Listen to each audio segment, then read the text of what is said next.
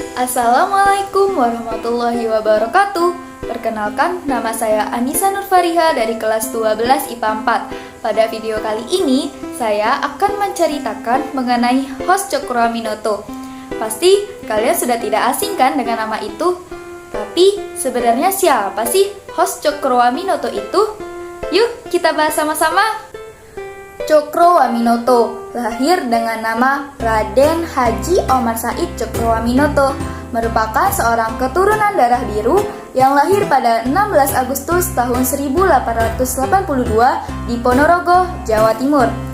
Ayahnya yang bernama Raden Mas Cokroamiseno merupakan salah satu pejabat Ponorogo saat itu, yaitu seorang wedana atau asisten bupati.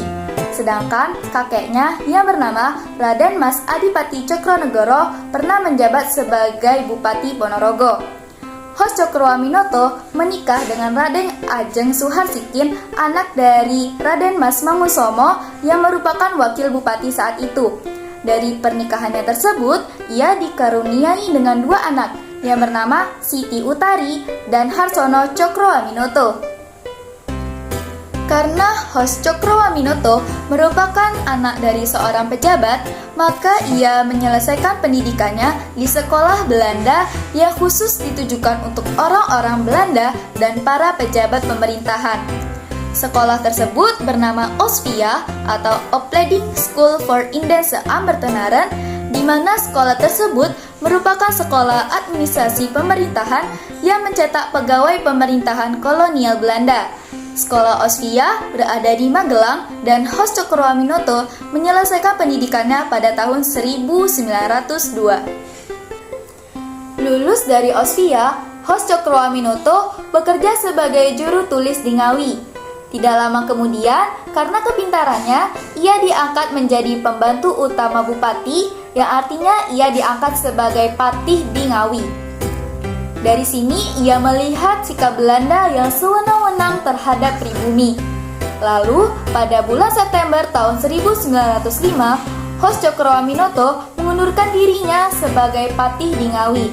Hal ini dikarenakan ia merasa tidak puas terhadap pekerjaannya. Selain itu, ia merasa ia dianggap budak di hadapan orang-orang Belanda. Dan juga ia tidak tahan melihat sikap orang-orang Belanda terhadap pribumi lainnya. Keputusannya tersebut tentu saja ditentang oleh keluarganya yang menginginkan ia bekerja sebagai birokrat atau pegawai pemerintahan. Tetapi host Cokroaminoto tetap teguh pada pendiriannya.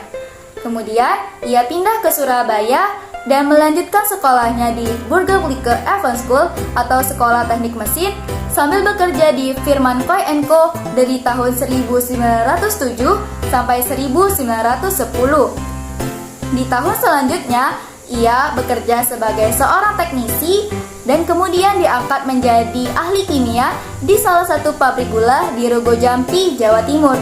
Sambil bekerja, ia rajin menulis artikel untuk harian Bintang Surabaya.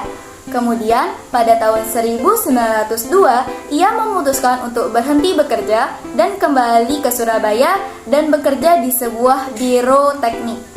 Pada tahun 1912, Haji Samanhudi selaku pendiri dari Sarekat Dagang Islam mengajak host Cokroaminoto untuk bergabung ke dalam perkumpulan tersebut.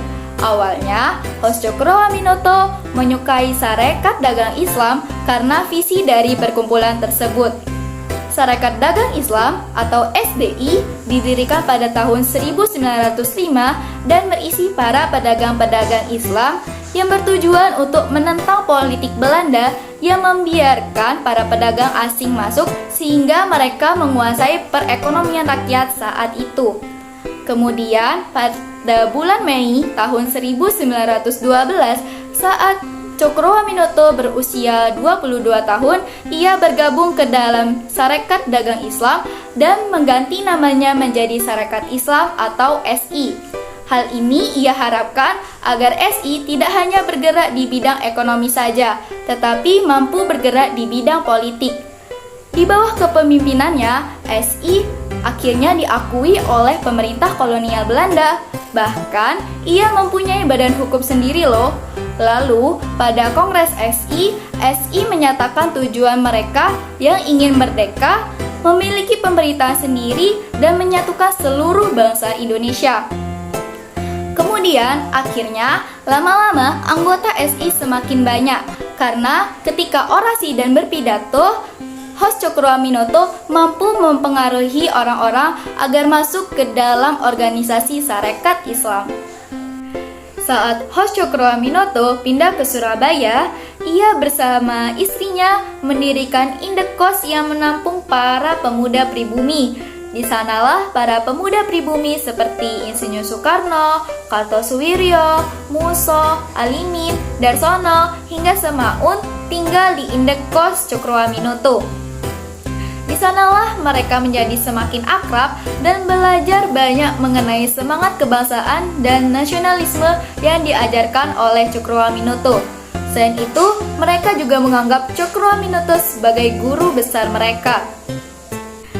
Insinyur Soekarno yang berhaluan nasionalis yang kelak akan melahirkan Pancasila sebagai ideologi bangsa Indonesia. Sedangkan Kartosuwiryo yang berhaluan Islam kelak akan melakukan pemberontakan DITII atau Darul Islam, Tentara Islam Indonesia yang akan menentang Soekarno. Hal ini dikarenakan Insinyur Soekarno yang menganut paham nasionalis di mana berbeda-beda dalam agama, suku, ras, atau lainnya, tetapi kita tetap menjadi satu bangsa Indonesia.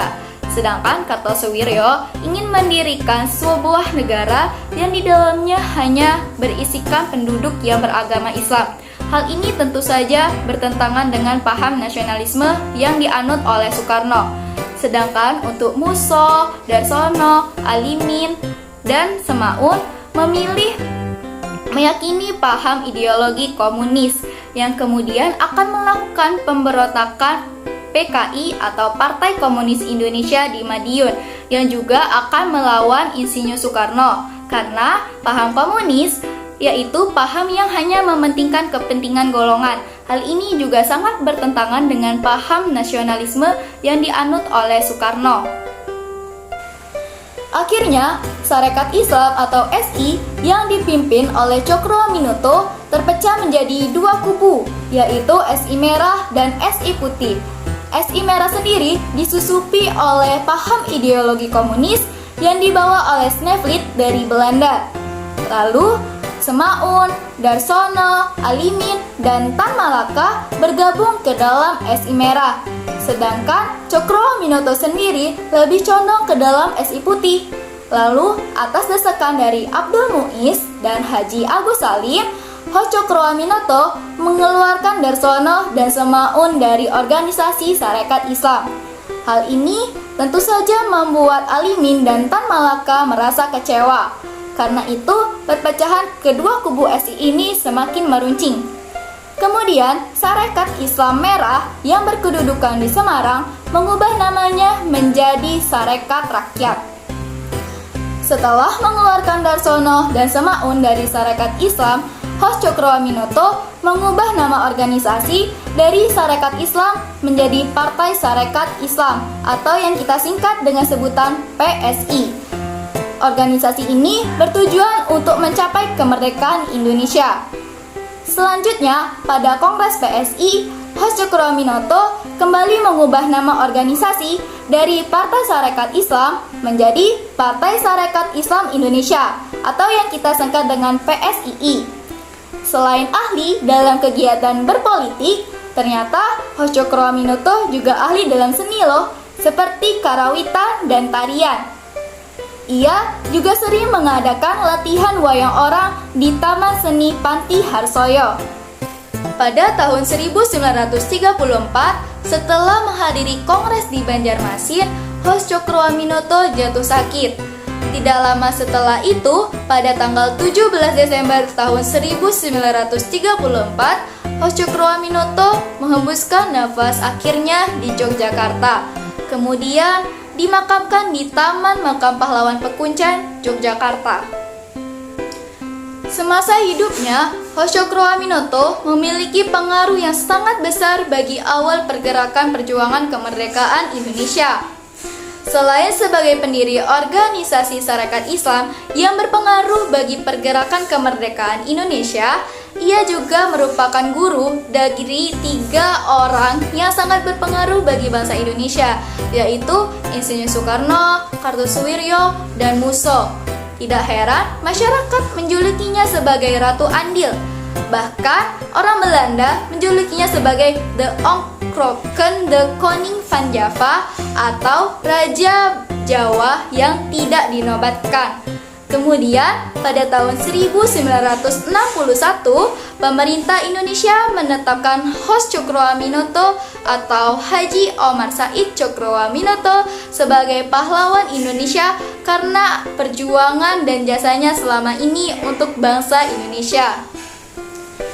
Sekian kisah dari pahlawan nasional kita, yaitu Raden Haji Omar Said Cokroaminoto atau Hos Cokroaminoto yang dapat saya ceritakan. Kurang lebihnya saya mohon maaf. Terima kasih banyak. Wassalamualaikum warahmatullahi wabarakatuh.